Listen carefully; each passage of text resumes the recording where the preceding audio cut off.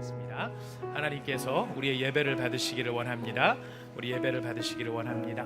한 번 더 인사하겠습니다. 하나님께서 당신에게 새 힘 주시기를 원합니다. 하나님께서 당신에게 새 힘 주시기를 원합니다.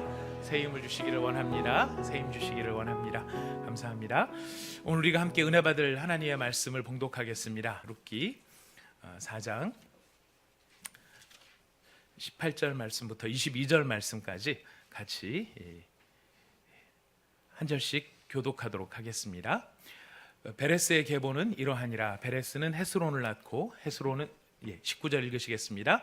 헤스론은 람을 낳았고 람은 암미나답을 낳았고 암미나답은 나손을 낳았고 나손은 살몬을 낳았고 살몬은 보아스를 낳았고 보아스는 오벳을 낳았고 함께 읽겠습니다. 오벳은 이새를 낳고 이새는 다윗을 낳았더라. 아멘. 경남 산청에 작은 마을이 있었습니다. 그곳에서 초등학교를 졸업한 한 학생이 대구에 있는 중학교로 가게 되었다고 합니다. 어려운 가정 형편에 대구까지 학교를 보내는 것이 그 가정에서는 쉬운 상황은 아니었지만 아버지는 자식의 앞날을 위해서 결정을 했다고 합니다. 근데 문제는 아들이 공부에 관심이 전혀 없었다는 거였습니다. 아들은 68명 중에 68등이라는 성적표를 받아왔습니다.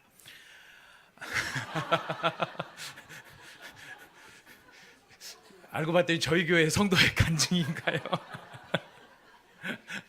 네, 아버지의 실망을 견디지 못할 것 같아서 아들은 성적표에 68이라는 숫자를 1로 고쳐서 아버지에게 가져다 드렸다고 합니다. 하지만 이 어설픈 거짓말이 뜻밖의 일로 번지게 되었습니다.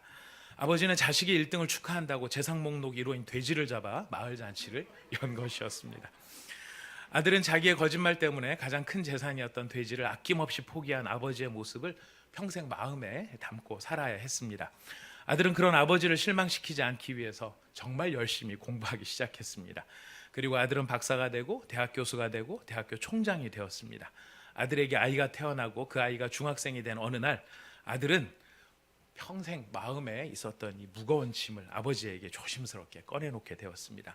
아버지, 저 중학교 1학년 때 1등은요. 아버지가 갑자기 아들의 말을 막았습니다. 알고 있었다. 그만해라. 손자 듣는다. 경북대학교에서 총장을 역임했던 박찬석 박사님의 실화라고 합니다. 자식의 뻔한 거짓말에도 묵묵히 기다려주신 아버지의 마음, 그 마음이 어떤 마음일까요? 시골 가난한 집에서 농사짓고 돼지 키우는 그런 촌로 아버지이지만은 아버지는 이미 다 알고 계셨습니다. 자식은 부모의 기대와 믿음의 크기만큼 성장한다라고 하는 것을 아버님이 알고 계셨겠죠. 바로 이런 마음이 어떤 마음일까요? 하나님의 헤세드의 마음인 것입니다. 베풀지 않아도 되는 자비를 베푸는 거죠. 68등도 때려잡아야 될 일인데 거기다 1등으로 고쳐서 거짓말까지 해?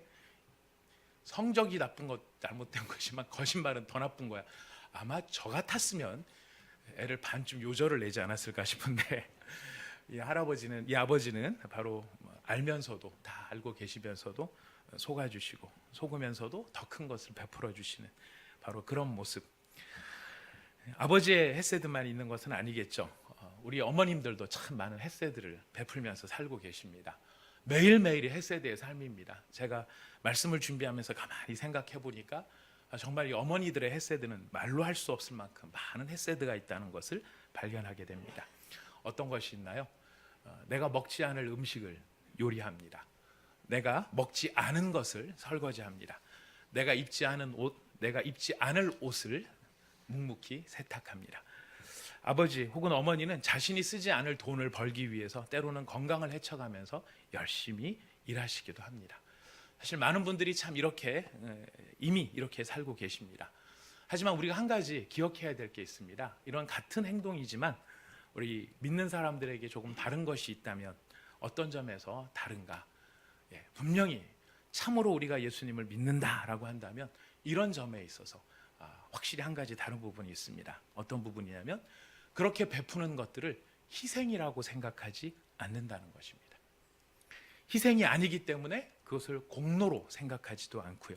공로로 생각하지 않기 때문에 그것을 알아주지 않는다고 해서 억울해하지도 않는다는 것입니다. 왜 그럴까요? 왜 그렇게 생각할 수 있는 걸까요? 그것은 예수 그리스도께서 나에게 그렇게 해주셨기 때문이었습니다.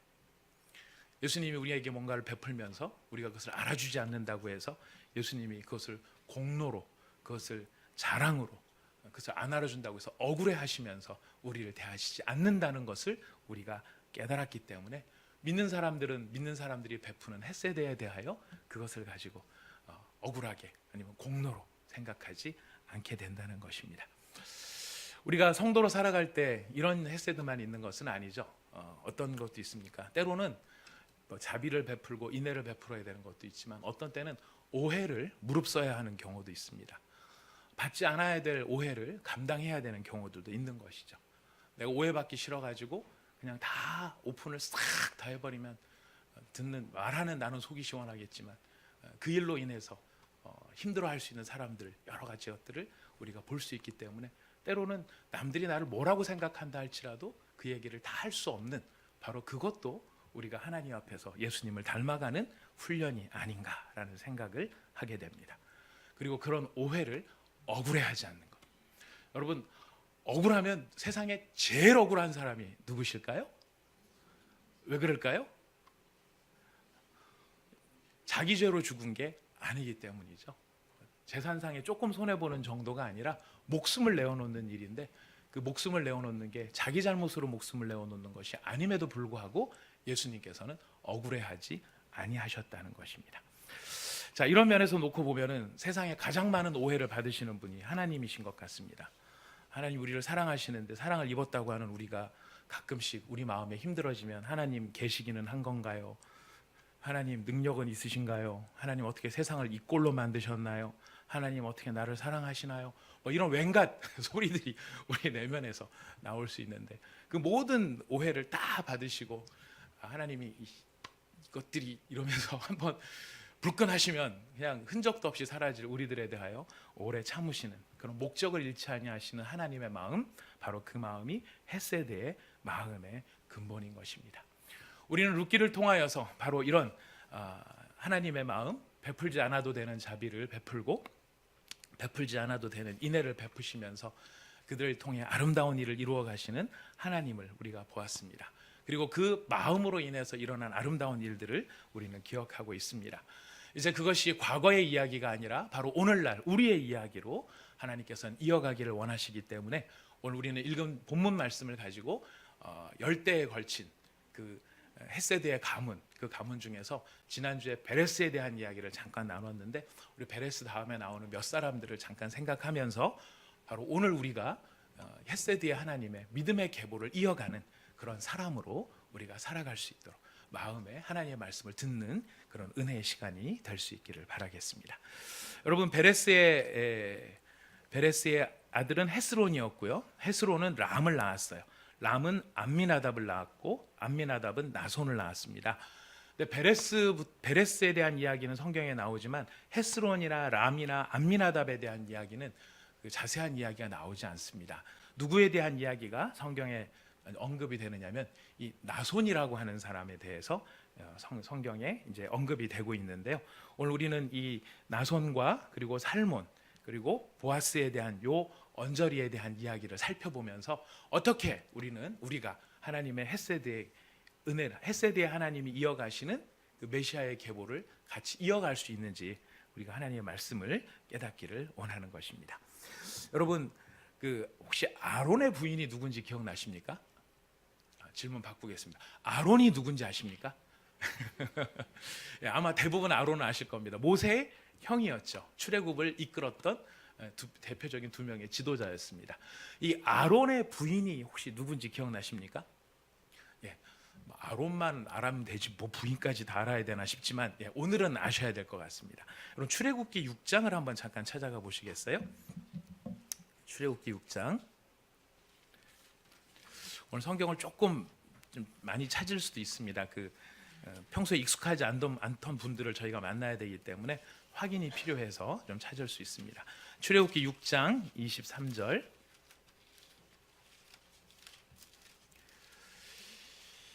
네, 같이 읽어보도록 하겠습니다. 시작. 아론은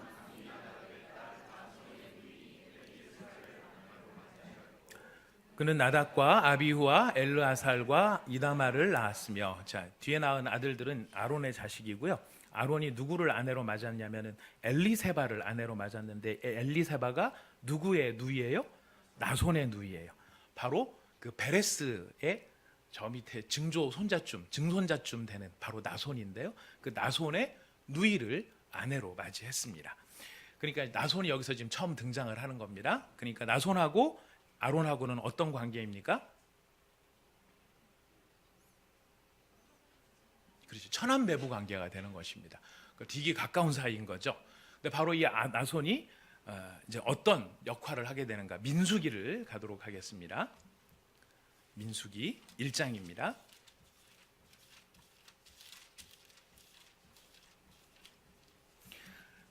민수기 1장 1절부터 7절까지를 저희 차례대로 한번 읽어보겠습니다. 시작. 이스라엘 자손이 애굽 땅에서 나온 후 둘째 해 둘째 달 첫째 날에 여호와께서 시내 광야 회막에서 모세에게 말씀하여 이르시되 너희는 이스라엘 자손의 모든 회중 각 남자의 수를 그들의 종족과 조상의 가문에 따라 그 명수대로 계수할지니 이스라엘 중 20세 이상으로 싸움에 나갈 만한 모든 자를 너와 아론은 그 진영별로 계수하되 각 지파의 각 조상의 가문의 우두머리 한 사람씩을 너희와 함께 하게 하라. 너희와 함께 설 사람들은 이러하니 르우벤 지파에서는 스데올의 아들 엘리술이요 시므온 지파에서는 수리사떼의 아들 슬루미엘이요 유다 지파에서는 암미나답의 아들 나손이요. 거기까지입니다. 자, 지금 광야에서 나와서 시내 광야에서 지금 하나님께서 율법을 주신 다음에 이스라엘 백성들을 비로소 이제 행군 대형으로 앞으로 광야를 지나가야 되기 때문에 행군할 대형으로 편성을 하십니다. 그 편성을 위해서 지파별로 지도자를 세우라고 하는데 유다 지파의 지도자가 누구입니까? 나손이었던 거예요. 우리가 평소 나손 이름이 익숙하지가 않아서 나손이 그냥 나손이었었나 보다 생각을 하지만 성경에 보니까 이 나손이 어떤 인물로 등장을 합니까? 광야 시대 이 12지파 가운데서 지금 유다 지파의 지도자 바로 그 사람이 나손이었다는 것입니다. 근데 지금 이 순서로 놓고 보면은 누가 제일 먼저 나오냐면 르우벤 지파가 제일 먼저 나와요. 왜냐하면 르우벤이 이스라엘의 12아들들 가운데 맞이었기 때문에 순서로 보면은 르우벤이 먼저 나오는 게 맞았습니다. 근데 이게 시간이 지나면서 이 순서가 바뀌어요. 여러분 2장으로 가보겠습니다. 민수기 2장 1절에서 3절까지 읽어보겠습니다. 시작. 여호와께서 모세와 아론에게 말씀하여 이르시되 이스라엘 자손은 각각 자기의 진영의 군기와 자기의 조상의 가문의 기호 곁에 진을 치되 회막을 향하여 사방으로 치라. 동방 해돋는 쪽에 진칠 자는 그 진영별로 유다의 진영의 군기에 속한 자라. 유다 자손의 지휘관은 암미나답의 아들 나손이요. 지금 회막을 중심으로 해서 동서남북으로 세 지파씩 이렇게 진영을 짜게 되는데 동쪽의 지파가 제일 먼저 나옵니다. 근데 그 중에서도 누구 지파가 제일 먼저 나오죠? 유다 지파. 그러니까 르우벤 지파가 원래 상으로는 맞으니까 제일 우선권이 있을 것 같지만 이게 순서가 뒤집어지기 시작을 해서요. 그 다음부터는 유다 지파가 전면으로 등장을 합니다. 여기 7장, 민수기 7장을 가보면 좀 더 확실하게 드러나는데요. 민수기 7장 11절 12절 말씀입니다. 7장 11절 12절 말씀 같이 읽겠습니다. 시작. 여호와께서 모세에게 이르시기를 지휘관들은 하루 한 사람씩 제단에 봉헌물을 드릴지니라 하셨더라. 첫째 날에 헌물을 드린 자는 유다 지파 암미나답의 아들 나손이라. 자, 이게 무슨 말이냐면 이제 장막을 세워서 회막을 세웠어요. 회막을 건설하고 그 회막에 이제 제물을 바쳐야 되는데 지금 하나님께서 이 지파별로 한 사람씩 한 지파씩 돌아가면서 제물을 바치고 그 제물을 바칠 사람은 그 지파의 가장 책임자가 제물을 바쳐라 이렇게 얘기를 하셨던 겁니다. 자, 그러면 제일 먼저 누가 사실은 제물을 드려야 되죠? 순서로 보면 르우벤이어야 되는데 놀랍게도 지금 누구로부터 시작하죠? 유다로부터 시작한다는 것입니다. 유다 지파의 나손이 가장 먼저 예물을 드리고 있다는 것입니다. 왜 그럴까요? 이유는 창세기 때문에 그렇습니다. 창세기, 여러분 지난주에 읽으셨던 말씀 제가 그냥 빨리 읽어드릴게요. 창세기 49장 8절에서 10절에 보면 야곱이 이스라엘 12아들들에게 축복하는 장면 가운데 유다를 향하여 이렇게 축복을 했었습니다. 유다야, 너는 내 형제의 찬송이 될지라. 내 손이 너의 원수의 목을 잡을 것이요 너 아버지의 아들들이 네 앞에 절을 할 것이다. 유다는 사자 새끼로다. 내 아들아, 너는 움킨 것을 찢고 올라갔도다. 그가 엎드리고 웅크림이 숫사자 같고 암사자 같으니 누가 그를 범할 수 있으랴. 규가 유다를 떠나지 아니하며 통치자의 지팡이가 그 발 사이에서 떠나지 아니하기를 실로가 오시기까지 이르리니 그에게 모든 백성이 복종하리로다. 분명히 순서는 르우벤이 앞장서 있지만 지금 이스라엘은, 야곱은 누구를 향하여서 지금 사실 장자권의 이 계승의 명분을 주고 있느냐면은 유다에게 그 일을 주고 있다는 것입니다. 그래서 유다야, 너는 너의 형제들 중에 찬송이 될 것이다. 찬송이 된다는 게 무슨 말이겠습니까? 형제들이 너를 인정하고 너를 높일 것이다. 그리고 너의 말을 듣게 될 것이다. 유다 당대에는 이런 일들이 잘 안 이루어졌지만 결국 역사가 흐르면서 이 일은 어떻게 입증이 되냐면 지금 출애굽 시대, 야곱이 예언적 유언을 한 지 400년 뒤에 지금 실제로 이런 일들이 벌어지고 있다는 것입니다. 근데 그게 벌어진다는 게 왜 그렇게 중요할까요? 이 예언의 말씀이 성취된다는 게 왜 중요하냐면 지금 이렇게 예언한 대로 유다가 모든 형제들 중에서 으뜸이 된다는 사실이 실행이 되는 걸 보니까 나머지 말씀도 반드시 실행될 것이라고 하는 것을 믿을 수 있게 된다는 것입니다.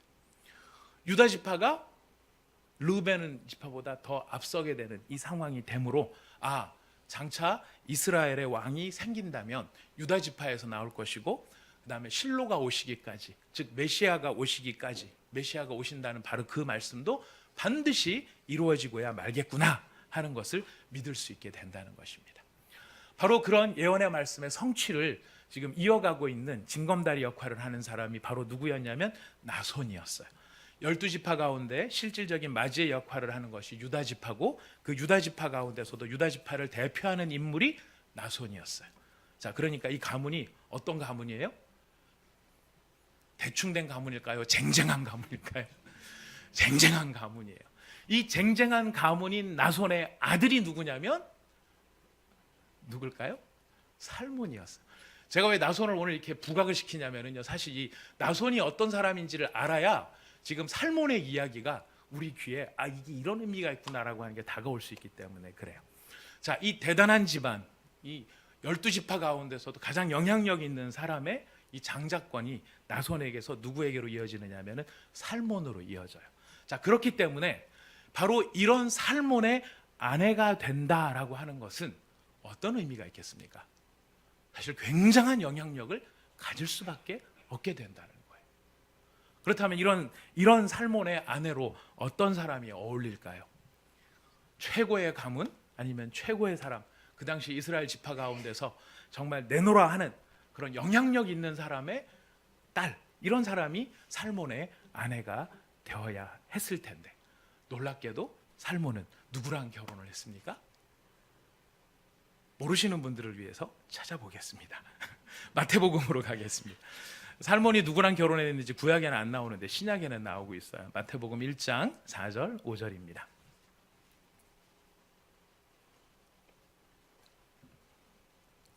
마태복음 1장 4절 5절 같이 읽어보겠습니다. 시작. 람은 아미나답을 낳고 아미나답은 나손을 낳고 나손은 살몬을 낳고 살몬은 라합에게서 보아스를 낳고 보아스는 루색에서 오벳을 낳고 오벳은 이새를 낳고. 자, 살몬은 누구에게서 보아스를 낳았다 그럽니까? 라합에서 나왔어요. 라합이 어떤 사람이에요? 일단은 이스라엘 사람이 아니에요. 라합은요, 여리고 여인이었어요. 가나안 여인이었어요. 정복해서 다 죽이라고 말했었던 그런, 하나님이 보셨을 때 죄 가운데 있었던 여인이에요. 그 종족이에요. 그 죄 가운데 있는 종족 중에도 하필 라합의 일이 뭐였습니까? 기생이었어요. 어떤 학자는 메시아의 계보에 들어가는 사람이 기생이라는 것 때문에 상당히 부담감을 느껴요.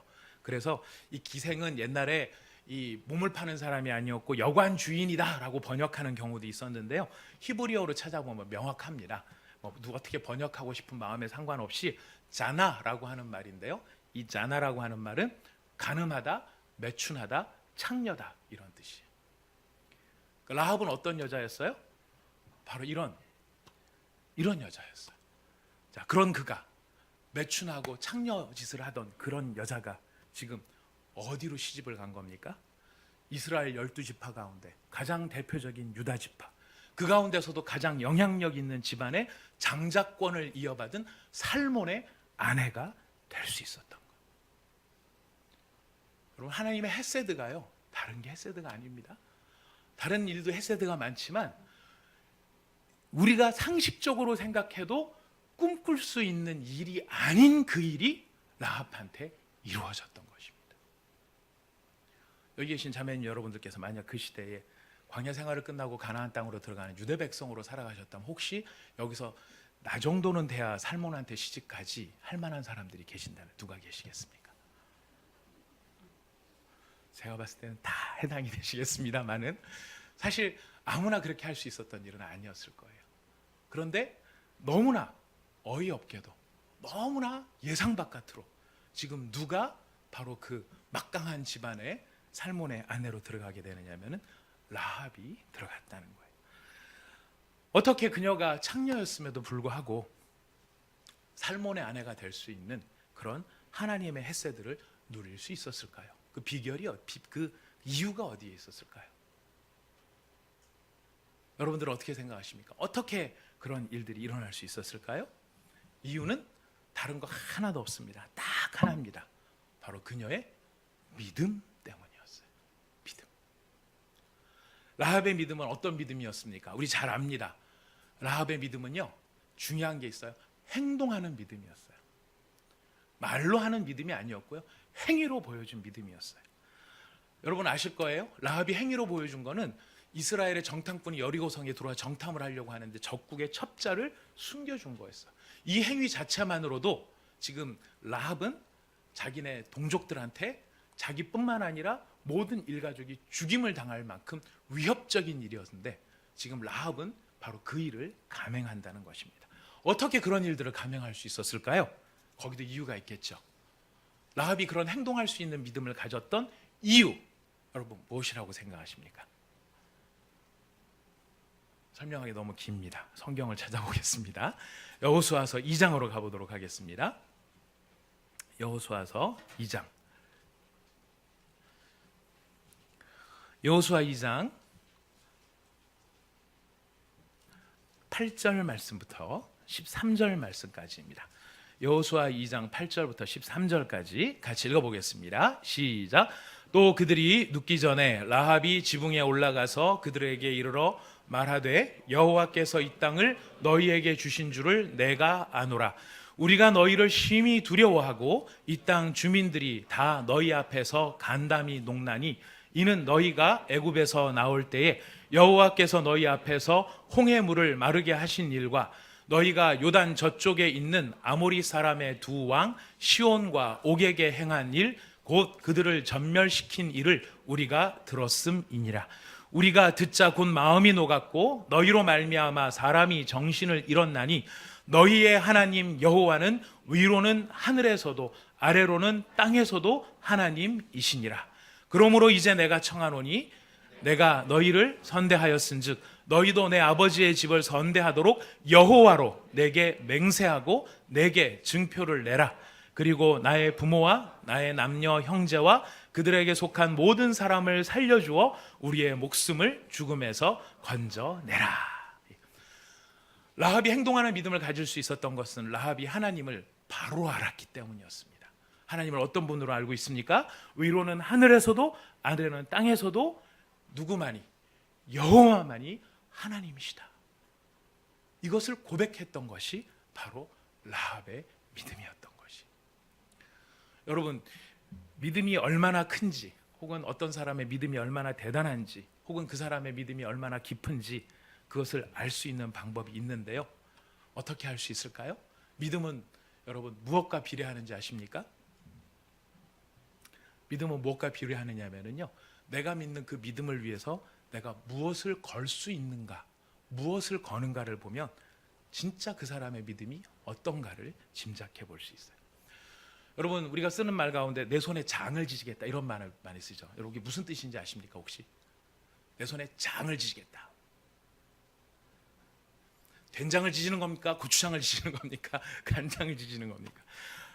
많이 쓰긴 했는데 저도 잘 몰라가지고 어제 설교 준비를 하다가 부랴부랴 인터넷을 찾아봤습니다. 정확하게 알려드려야지 막 이러면서 갔더니 누군가 벌써 질문을 했더라고요. 국립국어원에다가 도대체 장을 지진다는 게 무슨 뜻입니까? 라고 질문을 올렸는데 국립국어원에서 이렇게 설명을 했더라고요. 손에 장을 지진다, 혹은 손톱에 장을 지진다, 손가락에 장을 지진다, 이런 다양한 표현이 있는데, 그것은 손톱에 불을 달아서 장을 지지게 되면, 뜸 뜨는 거 있죠, 뜸 뜨는 것처럼 장을 지지게 되면 그 고통이라는 것은 이루 말할 수 없는 것인데, 그런 모진 일을 담보로 하여 자기가 옳다는 것을 장담할 때 쓰는 말일 수 있습니다. 예, 왜 일 수 있습니다 하면은 속담의 어원에 대한 이 내용은 객관적으로 뭔가를 증언할 수 있는 게 없기 때문에 국립국어원에서 뭐라고 얘기했냐면 명확하게 말씀드리기 어렵습니다 라고 얘기를 해놨더라고요. 핵심은 뭐예요? 내가 확실하다 이거를 이야기할 때 손에 장을 지진다. 어떤 사람은 손에 장만 지지는 게 아니라 뭐도 거냐면 손 모가지도 거는 사람이 있습니다. 손 모가지도. 네. 갬블러들 같은 경우에 소재를 해서 나오는 영화를 보면 이 게임을 하는 사람들이 운이 아니라 확률을 따라 이렇게 도박을 하게 되죠. 근데 그 확률이 높아진다고 생각할수록 베팅도 커집니다. 논도 걸고요, 밭도 걸고요, 집도 걸고요, 심지어 뭐까지 걸어요? 마누라까지 걸어서 꾼을 만나면 몽땅 털리고 재산 날리는, 패가 망신하는 비극도 당하게 됩니다. 자, 그런데 이런 거 막 거는 거 아니죠. 저도 잘 모르겠습니다만은 점백의 고스톱을 저희 아버님 살아계셔 30년 전에 쳤었을 때를 생각을 해보면 뭔가 나름대로 믿는 구석이 있어야 돈도 확 거는 그런 게 있는 게 아닌가 이렇게 생각이 됩니다. 자, 그런데 라합이 깨달은 하나님이 얼마나 그 여호와의 하나님 되심이 확실한지, 지금 라합은 뭐를 걸고 있어요? 자기 목숨을 걸고 있는 거예요. 어떤 사람은 손모가지를 걸었지만 라합은 자기의 모가지를 걸고 있는 거예요. 죄송합니다. 좋은 표현 쓰겠습니다. 자신의 목을 걸고 있는 것입니다. 여러분, 애매한 일에 여러분 손가락 하나라도 걸 수 있습니까? 아니죠. 우리는 애매한 일에 아무것도 걸 수 없습니다. 왜? 그거는 걸었다가 잘못되는 날에는 진짜 잘못되기 때문에. 목을 걸었다는 이야기는 무엇입니까? 이게 분명하다. 이 사실은 확실하다. 이 사실에 대한 믿음의 반증, 그것이 라합의 모습이었던 것이. 라합은요, 하나님을 믿는다 말하면서요, 그냥 믿으면 좋겠다, 믿으면은 뭐 좋은 일 생기지 않을까요? 하나님 아마 계시지 않을까요? 이게 아니었던 거예요. 라합이 가졌던 자기의 목을 내걸고 할 수 있었던 그 믿음에는 하나님이 어떤 분인지에 대한 확실한 깨달음, 그리고 그 깨달음을 인정하는 그의 행위가 바로 라합의 믿음이었다는 것입니다. 이 일이 언제 일어납니까? 평온할 때 일어났습니까? 아무 일도 없었을 때 이런 믿음이 나타났습니까? 아닙니다. 죽느냐 사느냐의 절체절명의 순간에 이르렀을 때 라합은 바로 그의 믿음을 따라 하나님을 선택하는 놀라운 도전을 했던 것입니다. 하나님이 그에게 헷세들을 베풀어 주십니다. 창녀였던 여자를 이스라엘의 가장 고귀한 집의 사람의 아내로 들어갈 수 있게 만들어 주셨습니다. 하나님 그렇게 안 해도 되셨죠. 생명만 살려주셔도 그것도 감지덕지한 일이었는데 그 정도가 아니었죠. 하나님께서 라합을 바로 그렇게 만들어 주셨어요. 헷세드의 은혜였습니다. 무엇을 단 하나 하나님이 보신 게 무엇입니까? 그의 믿음이었다는 것이. 이런 라합의 믿음이 누구에게로 지금 연결이 되냐면 라합의 아들이 누구예요? 보아스인 거예요.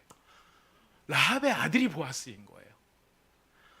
근데 라합의 아들이 보아스인데 보아스가 맞이한 여자는 룻인데 모압 여인이라 그랬어요. 여러분, 제가 그냥 짧게만 말씀을 드리면 이 모압이요, 얼마나 이스라엘하고 절천지 원수인지, 이스라엘이 광야 생활을 마무리하고 가나안 땅에 들어갈 때 어떤 발락이라는 왕이 있었는데 그 발락이 이스라엘 잘 되는 꼬라지가 보기 싫어가지고 발람 선지자를 데려다가 저주를 시키려고 그랬어요.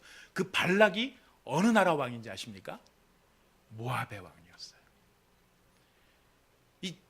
이 잘못되기를 바라는, 강력하게 바라는 이 발락이 모압의 왕이었을 뿐만 아니라요, 여러분 사실 또 재밌는 거는 모세가 최후를 맞이한 땅이 어느 지경에서 죽었냐면 모압 땅에서 죽었어요. 가나안 땅을 내려다보고 모압 땅에서 죽었고요. 더 심각한 게 뭐냐면 광야 생활이 끝나갈 즈음에 가나안 땅 거의 들어왔는데 이스라엘 백성이 타락을 해요. 이방 여인들하고 나쁜 짓에 얽혀가지고 많은 이스라엘 백성들이 행음을 하게 돼요. 그 행음을 하게 됐던 사람들이 누구였냐면 모압 족속들이었어요. 그래서 이스라엘 백성에게 모압 그러면은 자기네들을 힘들게 만들고 자기네들을 죽음으로 이끄는 아주 나쁜 놈들, 바로 이렇게 그런 마음을 가진 사람이 바로 모압에 대한 마음이었는데, 바로 그 모압 출신의 여자 룻이 누구의 부인이 되었습니까? 보아스의 부인이 되었다는 것입니다. 이걸 보면서 여러 가지 생각이 드는데, 한 가지는 여호와를 믿는 믿음 안에 들어오면 절천지 원수도 융화될 수 있어요. 이스라엘도 모압도 하나 될 수 있는 그 힘이 어디서 나타나느냐면은 하나님을 인정하는 믿음 안에 들어올 때 바로 그 원수들도 회복될 수 있다라고 하는 것을 깨닫게 돼요. 하지만 그것보다 오늘 우리가 이 주제에 맞추어서 생각을 해보면, 이 마라, 쓴물, 나중에 그 나오미가 자기를 마라라고 부르라고 하거든요. 그 마라라고 부르라고 했던 그 나오미, 그리고 많은 걸 채워줬었는데 모압 땅에 건너가는 바람에 텅 빈 인생이 되어져 버린 그 나오미의 삶이 다시 충만하게 되었던 것. 그리고 혼자 살다가, 지난주에 말씀드렸죠, 혼자 살다가 죽었을지도 모를 바로 그 보아스가 메시아의 계보를 이어가는 사람이 되게 된 것. 무엇으로 시작하는 것입니까? 무엇으로 시작하냐면 바로 룻의 믿음의 고백으로 이 모든 일들이 이루어졌다는 거예요. 우리 룻기를 마무리하는 의미에서 이거는 한 번만 더 읽어보겠습니다. 룻기 1장 16절 17절입니다. 우리 마음에 새겼으면 좋겠습니다. 그러니까 이 말씀은 룻의 이야기이기도 하지만 사실 예수의 제자들이 예수님을 향해 드릴 수 있는 고백이기도 한 것이죠. 룻기 1장 16절 17절의 말씀 같이 읽어보겠습니다. 함께 읽습니다. 시작. 룻이 이르되 내게 어머니를 떠나며 어머니를 따르지 말고 돌아가라. 나도 가고 머무시는 곳에서 나도 머물겠나이다. 어머니의 백성이 나의 백성이 되고 어머니의 하나님이 나의 하나님이 되시리니 어머니께서 죽으시는 곳에서 나도 죽어 거기 묻힐 것이라. 만일 내가 죽는 일 외에 어머니를 떠나면 여호와께서 내게 벌을 내리시고 더 내리시기를 원하나이다 하는지라. 여기서 가장 핵심이 되는 말이 무엇일까요? 어머니의 하나님이 나의 하나님이 될 것입니다. 그리고 내가 만약 이 약속을 지키지 못하면 누구한테 벌을 받겠다고요? 여호와께 벌을 받겠다. 지금 룻은 누구 앞에서 살겠다는 고백을 하는 것입니까? 여호와 앞에서 살겠다는 고백을 하고 있는 것입니다. 근데 여러분, 이 고백이 어떤 순간에 나왔죠? 룻이 평안할 때, 룻이 행복할 때, 룻이 모든 것이 갖춰져 있었을 때였습니까? 아닙니다. 절망 중에 절망, 이제는 시어머니까지 자기를 돌아가라고 말하는 인생의 최고의 밑바닥, 절망의 자리에 이르렀을 때 바로 그 순간 룻이 외치는 그 고백, 그 처절한 삶의 밑바닥의 현장에서 룻이 무엇이라고 고백하느냐면 오직 여호와만이 나의 하나님이십니다. 룻은 이 고백을 외치고 있었다는 것입니다. 바로 여호와 신앙, 여호와 예배, 여호와를 선포하는 바로 그 시작, 바로 그 지점에서부터 어떤 일이 일어납니까? 룻의 삶에 기적이 일어나기 시작했던 것입니다. 룻의 삶의 기적은 그냥 룻 하나로 끝난 게 아니라 앞에 말씀드렸습니다. 그 기적은 보아스에게로 이어지고 나오미에게로 이어지고 모든 이스라엘 백성에게 이어지고 그것으로 끝났습니까? 아니요. 누구에게까지 그 기적이 이어지고 있죠? 바로 우리들에게까지. 룻의 이런 고백이 없었더라면 우리는 예수 그리스도를 만나기 어려운 위기 상황에 직면했을지도 모릅니다. 룻을 향한 하나님의 헤세드, 룻을 보아스의 아내로 삼아주는 헤세드, 바로 이 헤세드는 무엇을 근거로 한 것이었습니까? 바로 룻의 믿음을 근거로 하셨던 것입니다.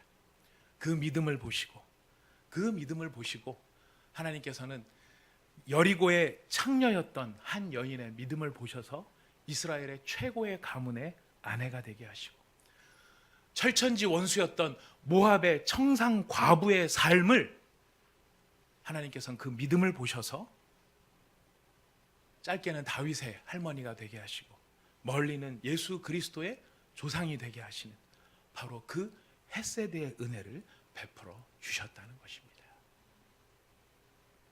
오늘날은 어떠할까요? 그리스도 예수께서 이미 다 오셨으니 이제 메시아의 계보는 끝이 난 것일까요? 그렇지 않습니다. 예수님께서 십자가에 죽으시고 부활하시고 승천하셔서 그 하늘에서 우리에게 성령을 부어주심으로 우리는 그리스도 안에서 믿음의 예수 그리스도의 형제가 되고 그의 자녀가 되고 그의 제자가 되었습니다. 그의 가족이 되어진 우리들에게 지금 하나님께서 헤세드의 은혜를 베풀고 계십니다.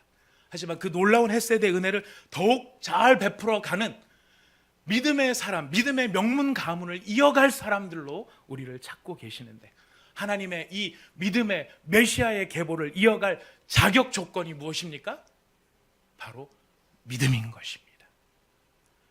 세상에서는 세력 있는 사람, 명예 있는 사람, 권세 있는 사람이 자신의 삶에 끼어들어야 그 가문이 명예 있는 가문, 명문 가문으로 아마 자리매김을 할지 모르겠지만, 놀랍게도 오늘 우리는 룻기에 나오는 마지막 10명의 사람들의 이야기를 살펴보면서 하나님은 메시아의 계보를 위하여 세력 있는 사람, 권세 있는 사람, 명예 있는 사람, 똑똑한 사람을 심으신 게 아니라 그 가운데 믿음 있는 사람을 심으셔서 그 계보를 이어가셨다는 것을 우리에게 보여주시는 것입니다.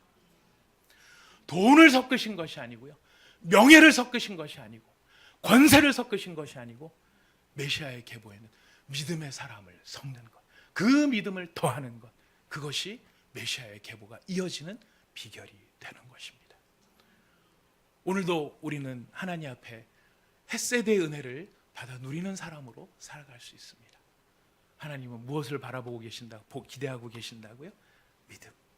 어떤 사람을 찾으신다고요? 하나님을 선포하는 사람. 내 인생의 가장 밑바닥에서 내가 이 상황 때문에 죽겠습니다 하는 바로 그 상황 속에서 오직 하나님만이 나의 하나님이시니 내 방식이 아니라 하나님의 방식대로 나는 살기를 선포합니다 하는 그 믿음이 하나님께서 자격 없는 우리들에게 생각할 수 없는 것을 베풀어 주시는 헤세드의 은혜로 우리에게 다가오시는 것입니다. 우리가 이런 놀라운 은혜의 주인공이 될 수 있기를 바라겠습니다. 정말 이 은혜를 저와 여러분이, 우리 온사랑의 교회가 진짜로 받아 누렸으면 좋겠습니다. 무엇을 걸 수 있을 만큼?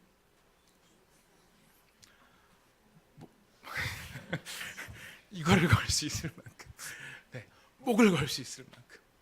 룻은 뭘 걸었나요? 자신의 남아있는 모든 생애를 걸은 거예요. 생애를 걸은 거예요. 한번 툭 던져본 게 아니에요. 진짜 걸은 거예요. 이거는 도박이 아니고요, 믿음이었어요. 깨달음이었어요. 그래서 저는 기도하기를, 주여, 우리 온사랑의 교회 바로 하나님을 이런 하나님으로 깨달아 알 수 있는 그 믿음을 우리에게 주옵소서. 말씀을 정리합니다. 이 살몬과 라합, 보아스와 룻, 이 두 대에 걸쳐서 이방인의 피가 섞이기 때문에 사실 정통 유대인의 피를 100%라고 놓고 본다면 이 오벳은 피가 몇 프로만 유대인인지 아시죠? 25%예요. 25%짜리 유대인이에요. 근데 예수의 조상이에요. 피가 문제가 아니에요. 뭐가 문제예요? 믿음이에요. 출신이 문제가 아니에요. 직업이 문제가 아니에요. 내 과거의 삶이 문제가 아니에요. 뭐가 제일 중요한 것입니까? 믿음. 우리가 이런 믿음 위에 굳건하게 서서 우리가 남아있는 평생을 진짜 믿음의 사람으로 살아가는 저와 여러분이 될 수 있기를 부탁드리겠습니다. 우리 같이 잠깐 기도하도록 하겠습니다. 함께 이 시간 기도할 때, 하나님, 오늘 말씀을 보면서 오늘 이 룻기를 우리에게 주신 이유를 저희가 생각해 보게 하여 주시옵소서. 룻이 참 이렇게 좋은 믿음을, 좋은 헷세대의 은혜를 누렸다 하는 것도 있겠지만 바로 이 말씀을 통해서 우리에게 하나님은 다가오고 계십니다. 너희가 이 헷세대의 계보를 이어가는 사람이 되기를 원한다. 내가 너희를 그렇게 만들겠다 하는 하나님의 음성이 우리 귀에 깨달아지기를 원합니다. 헷세대의 계보를 이어가는 사람, 어떤 사람입니까? 세력 있는 사람, 명예 있는 사람, 재물이 많은 사람, 배운 게 많은 사람, 관계가 좋은 사람, 예쁜 사람이 아니라 하나님이 찾으시는 사람, 바로 믿음을 하나님으로 선포하고 일어서는 사람, 우리 하나님께서 찾으시는 사람입니다. 이 시간 우리 함께 기도할 때 주여 제게 믿음을 더하여 주옵소서. 하나님의 헷세드가 내 삶 속에서 놀라운 기적의 영광으로 나타나는 것을 목도할 수 있도록 하나님, 내 삶의 바로 이 자리에서 여호와만이 나의 하나님임을 힘있게 내 모든 것을 걸고 선포하고 선택할 수 있을 만한 살아있는 믿음을 나에게 더하여 주시옵소서. 우리 같이 기도하도록 하겠습니다. 하나님 아버지,